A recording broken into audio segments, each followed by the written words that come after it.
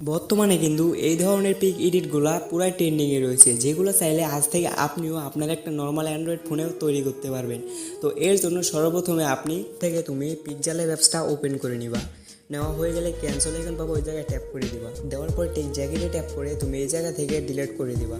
তারপর তুমি উপরে ফ্রম গ্যালারিতে ট্যাপ করে তুমি তোমার কাঙ্ক্ষিত পিকটা সিলেক্ট করে নিবা। নেওয়া হয়ে গেলে তুমি এই জায়গা থেকে এটা অ্যাডজাস্ট করে নিবা তোমার মতো করে।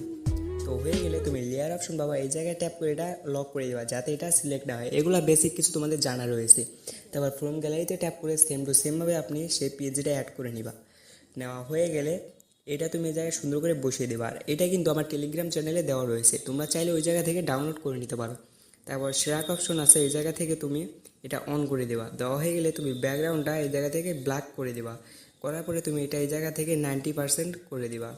করার পরে তুমি ওই জায়গা থেকে ব্যাকে যাওয়া। যাওয়ার পরে দেখতে পারবা শ্যাডো নামে একটা অপশন রয়েছে, এই জায়গায় ট্যাপ করবা। করার পরে এটা অন করে দিবা।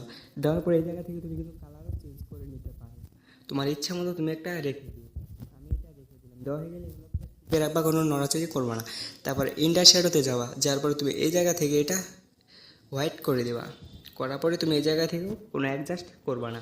তো এইটুকু হওয়ার পরে তুমি এই জায়গা থেকে উপরে দেখো সেভ অপশন আছে, ওই জায়গায় ট্যাপ করে তুমি সেভ টু আজে দেওয়া।